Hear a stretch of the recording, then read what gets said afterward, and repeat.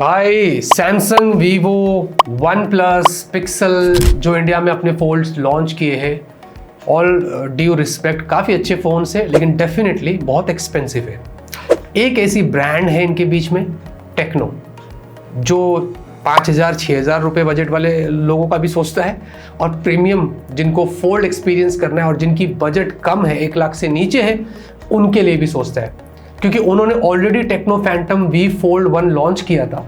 जी हाँ, और वो बहुत एग्रेसिव प्राइस पर था, और वो अभी भी इंडिया का पहला ऐसा फोल्डेबल फ़ोन है जो आपको 1 लाख के नीचे मिलता है। मैं फोल्ड की बात कर रहा हूँ, मैं फ्लिप की बात नहीं कर रहा हूँ, कंफ्यूज मत होना यहाँ पर। अब यहाँ पर उन्होंने उसका सक्सेसर लेके आ चुका है, ये है टेक्नो फैंटम वी फोल्ड 2। जी हाँ, ये जो फ़ोन है,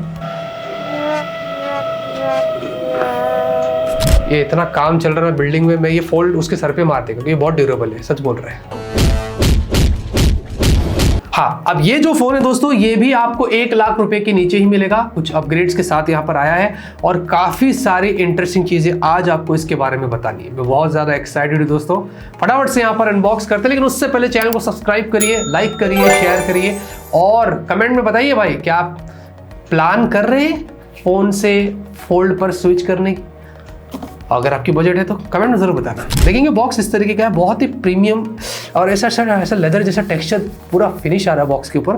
फैंटम वी फोल्ड 2 5G यहाँ पर मेंशन है, और इस तरीके से इसको हम स्लाइड कर लेते हैं प्यार से। एकदम वाइट बॉक्स है, मुझे बहुत अच्छा लगा इस बार। बहुत कम ऐसे फोन्स होते हैं जिनके बॉक्स मुझे वाइट मिलते हैं, मज़ा आता है अनबॉक्सिंग करने में, वरना काले बॉक्स होते हैं। एनीवेज, हाँ, आप देखेंगे फ़ोन है इस तरीके का, इसको हम साइड में रखते हैं, और साथ ही साथ आपको देखेंगे क्या मिलता है। तो सबसे पहले ये निकाल लेते हैं, ये केबल है जो कि आपको बता देते हैं, ये type A to type C cable है। Type C to type C होता तो और अच्छा होता। एनीवेज, यहाँ पर आपको सिम इंजेक्टर पिन दिया गया है, प्लस आपको यहाँ पर ये एक अडेप्टर दिया है। अडेप्टर अब यहाँ पर इम्प्रूव्ड हो गया है, ये 70 वॉट आपको अडेप्टर मिलता है। पहले टेक्नो फैंटम वी फोल्ड 1 में आपको 45 वॉट मिलता था, तो ये देखेंगे 70 वॉट यहाँ पर क्लियरली मेंशन्ड है। और फाइनली आपको उसके अलावा उन्होंने अच्छा काम ये भी किया है, आपको एक बैक केस भी दिया है अगर आपको इसका इस्तेमाल करना है। Oh my god, this is cool.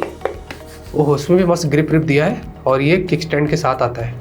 अरे भाई, ये बढ़िया है, अगर आपको मस्त लगाकर वीडियो देखना है कर सकते हैं। और इसका पैनल भी दिया फ्रंट, विच इज गुड। और ये काल केयर का उनका जो, चलो एनीवेज आते हैं फोन की तरफ। अब यहाँ पर डिजाइन और बिल्ड की बात करते हैं। सबसे पहली चीज, जब हमने इसको बॉक्स से बाहर निकाला ना, भाई एकदम खुश हो गए, क्योंकि इन्होंने इस बार काफी अच्छा काम किया है। पहले तो ये काफी ज्यादा ड्यूरेबल हो चुका है, प्लस आपको पीछे ये ग्लास फाइबर है, जी हाँ, और काफी अच्छा टेक्सचर डिजाइन दिया है। कैमरा लेआउट एकदम पूरा के पूरा प्रीमियम टच यहाँ पर दिया है, और ये कास्ट ग्रीन हमारे पास है, आपको एक रिपलिंग ब्लू कलर भी देखने को मिलेगा। और साथ ही साथ दोस्तों, ये जो हिंजेस है इसको इम्प्रूव किया है, काफी ज्यादा ड्यूरेबल हो चुका है।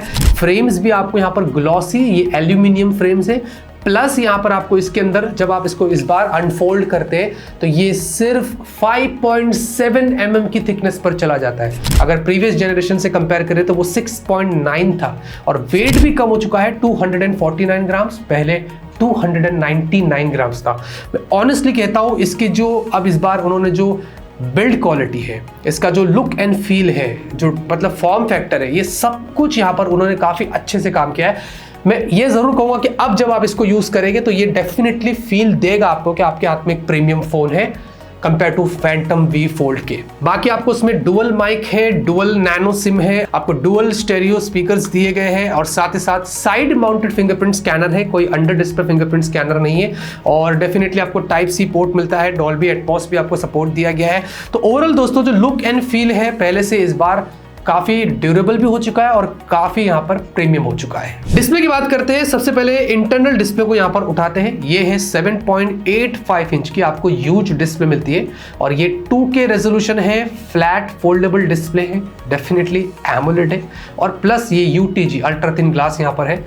अच्छी बात यहाँ पर इस बार ये हो गई है कि पहले के कंपेयर में फैंटम फोल्ड वी के इसकी क्रीज इंप्रूव्ड कर दी गई है। आप ये भी लॉन्ग टर्म यूज करेंगे तो ही पता चलेगा कि एग्जैक्टली आगे चल के कितना अच्छा यहाँ पर ये परफॉर्म कर रहा है। लेकिन फर्स्ट इंप्रेशन में जरूर कहूंगा कि जब नया फोन बॉक्स से बाहर निकालेंगे तो क्रीज आपको इतना ज्यादा अनॉइंग नहीं करने वाली। ये मैंने एक पहला इंप्रूवमेंट देखा हूं इसके इंटरनल डिस्प्ले में।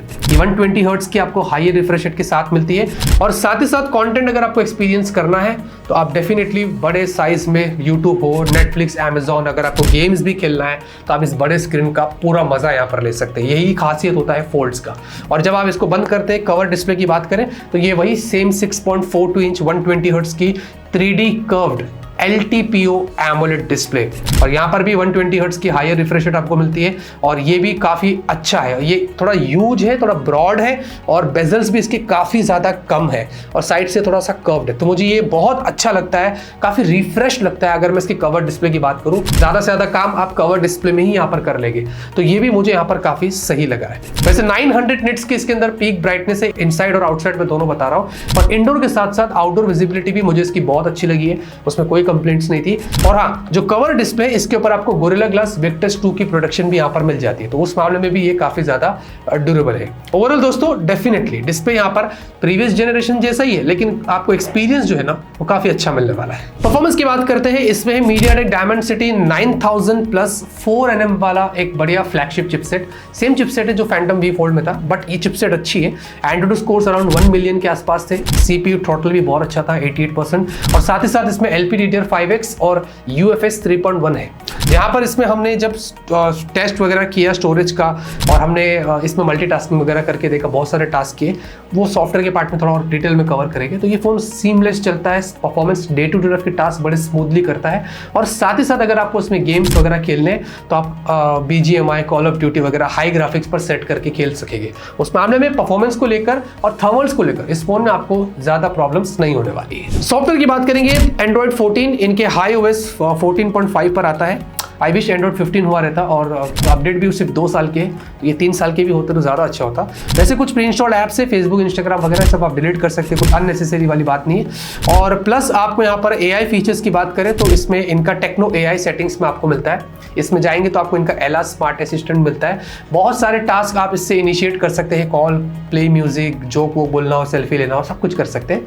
और उसी के अलावा दोस्तों आपको सर्कल टू सर्च है, इसका पूरा फायदा आप उठा सकते हैं। इमेज कटआउट, कुछ इमेज में से ऑब्जेक्ट कट करके यहाँ से वहाँ करना है वो कर सकते हैं, ऑब्जेक्ट इरेज करना है वो कर सकते हैं। वॉलपेपर AI ये बहुत अच्छा है, बहुत अच्छे से सीमलेसली काम करता है। तो बहुत सारे AI के टास्क यहाँ पर दिए गए जिनका फायदा उठा सकते हैं। हाँ, अगर आपको डुअल एप्स यूज करना है आप वो कर सकते हैं। इसके ऊपर अगर आपको एक फ्लोटिंग विंडो भी लगाना है वो भी कर सकते हैं। और सबसे अच्छी बात ये कि इन सारे टास्क के बीच में ये फोन हैंग लैग नहीं करता है। हमने सॉफ्टवेयर में जितना भी एक्सपीरियंस किया है वो सब कुछ अच्छा है, फीचर्स आपको सब मिलते हैं। फोल्ड के हिसाब से परफॉर्मेंस, रैम, स्टोरेज, सपोर्ट जो सब मिलाकर जो दिया है, इसमें आप पूरे टास्क सीमलेस कर सकते हैं, उस मामले में कोई प्रॉब्लम नहीं है। कैमरे की बात करेंगे, 50 मेगापिक्सल प्राइमरी जिसमें आपको OIS मिलता है 50 का, फिर आपको एक टेलीफोटो 2 टाइम्स ऑप्टिकल और फिर आपको एक 50 का अल्ट्रावाइड। पिछले बार आई थिंक 13 का अल्ट्रावाइड था, तो अल्ट्रावाइड को अपग्रेड किया है और मैक्स 4 की वीडियो शूट कर सकते हैं 60 FPS पे।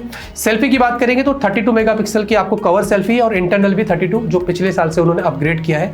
और आपको मैक्स जो है फुल HD 60 FPS पे यहाँ पर सेल्फी में सपोर्ट मिलता है। स्लो मोशन अच्छा है, 1920 FPS पर हमने लिया था। अच्छे स्लो मोशन वीडियोस निकालना है आप निकाल सकते हैं। और कैमरे में भी काफी सारे AI के फीचर्स है, सुपर नाइट है, स्लो मोशन के साथ साथ पोर्ट्रेट है, टाइम लैप्स है, डुअल वीडियो, AR शॉट, ऐसे बहुत सारे चीजें जिनको आप एक्सप्लोर कर सकते हैं। नॉर्मल फोटोज की बात करेंगे तो अच्छे हैं, पोर्ट्रेट शॉट्स भी अच्छे निकल कर आए हैं, डायनामिक रेंज अच्छा है। मुझे वीडियो ज्यादा अच्छा लगा, हमने वीडियोस वगैरह लिए थे ना, वो मुझे थोड़ा ज्यादा अच्छा लगा। और साथ में सेल्फी वीडियो भी अगर आप देखेंगे तो अच्छा है। और बेसिकली मैं एक ही चीज कहूंगा कि अगर आपको अपने सेल्फीज को और इम्प्रूव करना है तो डेफिनेटली ये फोल्ड का यही फायदा है कि आप इस वाले डिस्प्ले से ही रियर कैमरे से हाई क्वालिटी सेल्फीज और वीडियोस निकाल सकते हैं। ये भी एक एडवांटेज है जिससे आप जो फोल्ड में ले सकते हैं, तो उसकी भी पिक्चर क्वालिटी आप देख सकते हैं। तो डेफिनेटली इसके अंदर पिक्चर में ज़्यादा, फोटोज में ज़्यादा कंप्लेंट्स नहीं है, काम किया गया है वो आपको यहाँ पर सब कुछ मिल जाता है।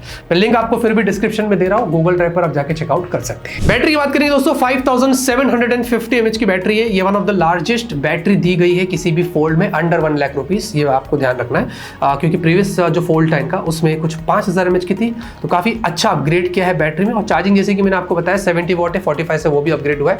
हाँ, और इस बार फर्स्ट टाइम आपको वायरलेस चार्जिंग भी मिल जाती है 15 वॉट की, which is also an advantage certain लोगों के लिए।